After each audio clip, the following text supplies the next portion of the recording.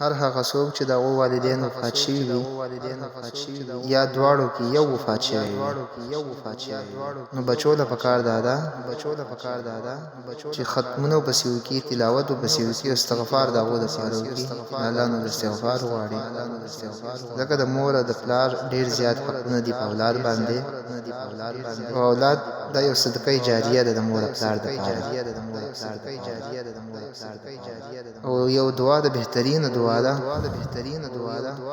او حضرت ابراهیم علیه السلام دعا ده قرآن مجید کې الله تعالی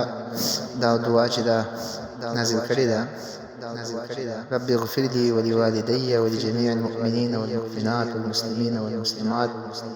یا الله ما وبخي زما مور پلار وبخي ټول مسلمانان مغفرت او توبه یو دعا ده سپین باندې بتا استخکای